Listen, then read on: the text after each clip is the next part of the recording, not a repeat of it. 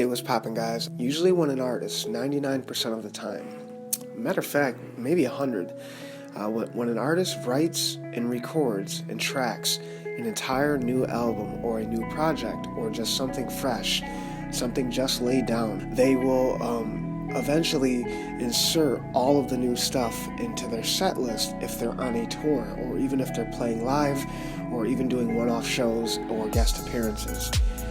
Did you know that from February, which started the kind of timeline and really this entire inception of Come On When You're Sober, first thing we have to highlight here is there's not even that title at this point. All Peep has is new music. He has new songs. There is no unveiled title at this point. But did you know that from January going into February, when all these songs were made, almost 30 songs for the umbrella of what would become Come On When You're Sober and the brand, all the way from February, going all the way to El Paso, right into the Rock, and then where Peep untimely passes, he never played one song off part 2, not one.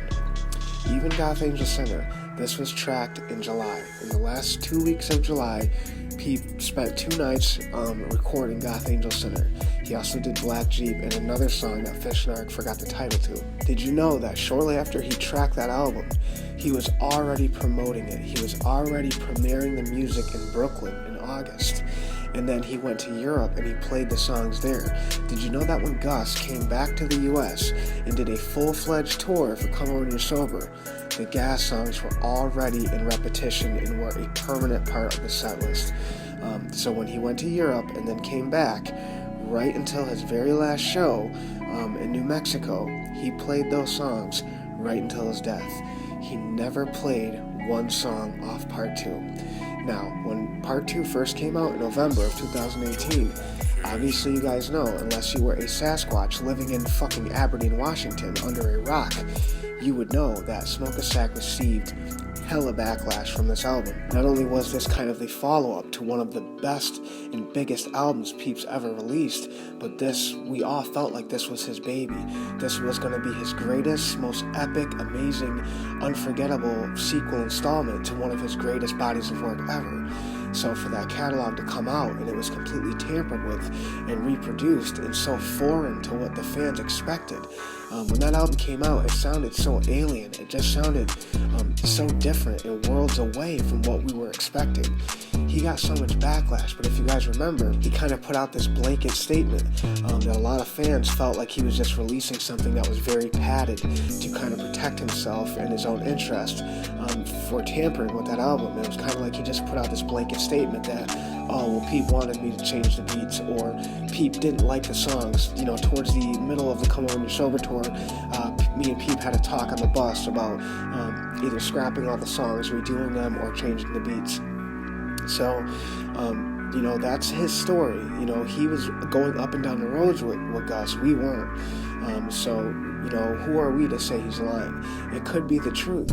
And I always kind of questioned that. Like I said, I felt like he was just putting that statement out there to kind of rebuttal all the backlash. But now that, you know, you look into this and you look at this track list, now we can take these 2 songs off. We can take Broken Smile and we can take, Unbreakable off here, because Peep wouldn't have played those songs.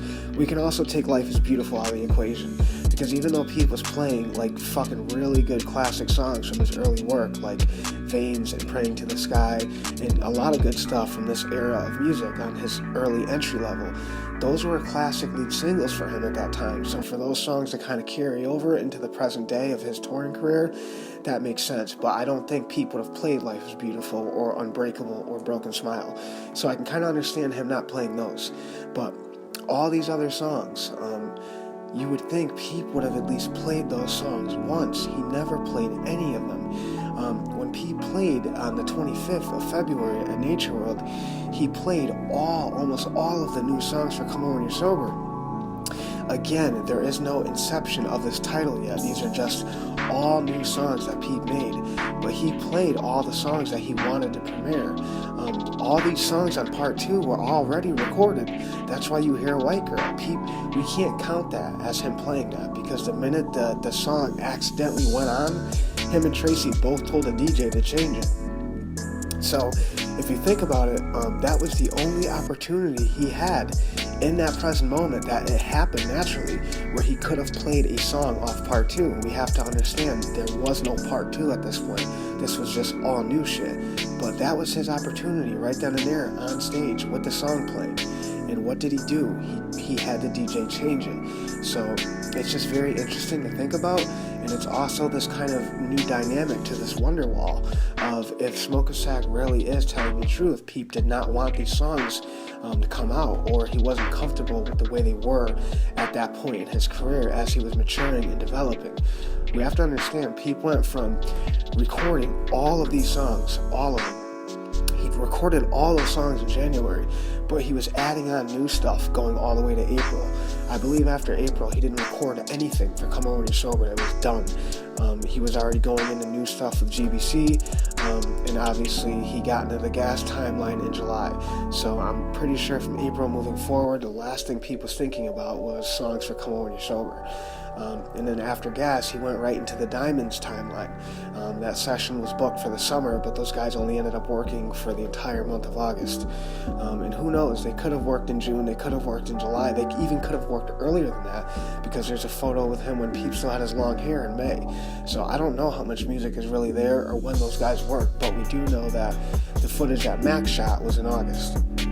But I just thought it was really interesting, because the fact that Peep started that tour and went all the way through it, and then it ended. The last show was going to be in the Observatory, and he never played one song off part 2 the entire time he toured. And usually when you're coming out with a new album, you promote that product by playing the songs live.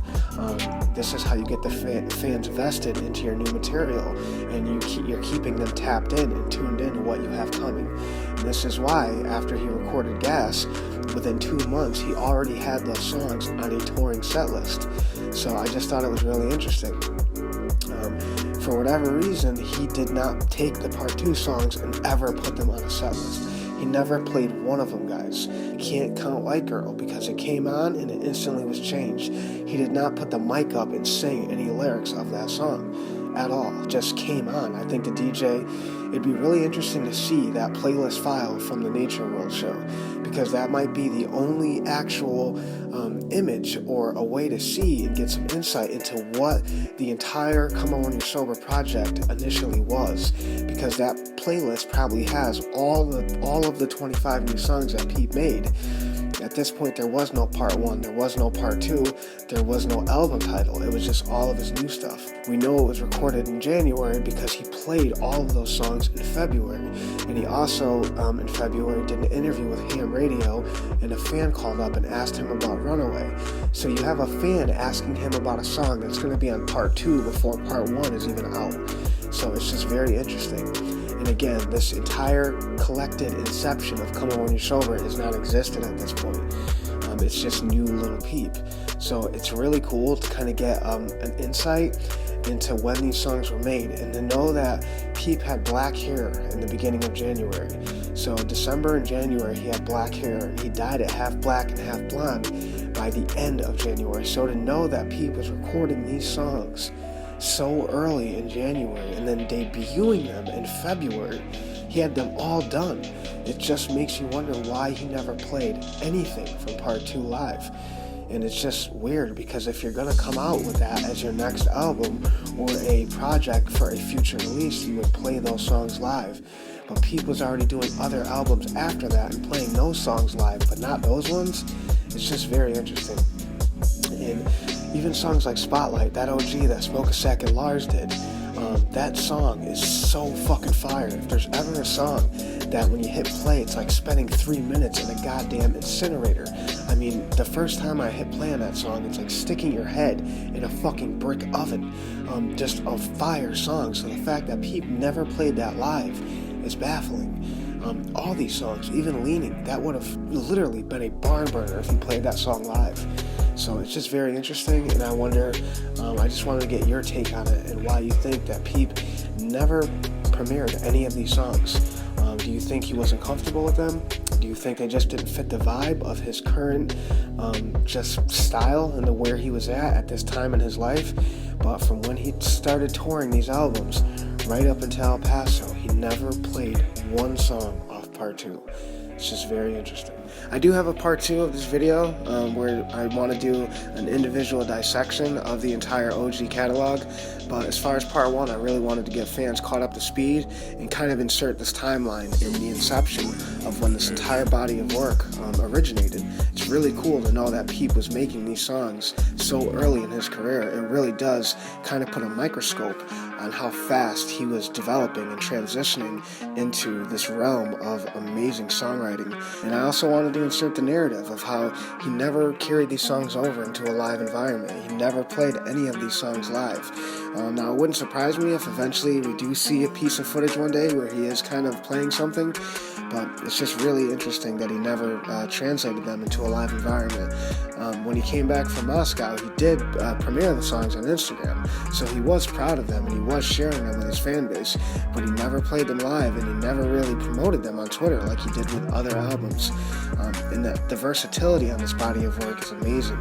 Not only did he have songs that were literally as powerful as a cinder block to the dome, but he also had really beautiful songs that could add repair to a broken heart. So the fact that he never shared these in a live environment is crazy. There was so much advanced songwriting on these albums. Part 1 and Part 2, they were just some of his best work.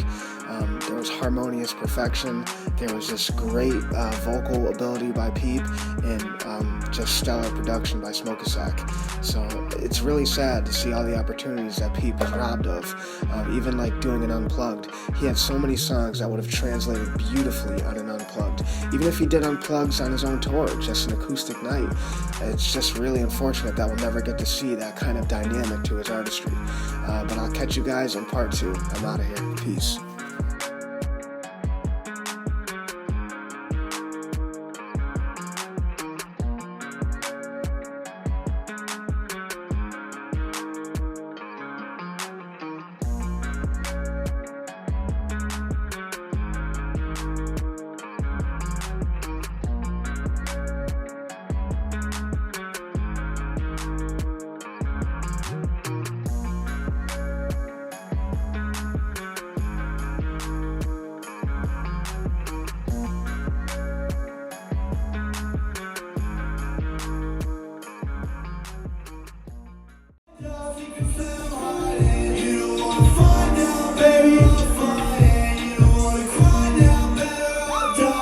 Baby, I'm diving, put the time in, you can try hard, I can make it,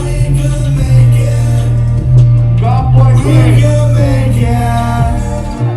Baby, I'm diving, put the time in, even if I try hard, I can make it, I can make it, I can make it. Goth Boi, quick, baby, you know what it's like. I can make it, but I'm not faking.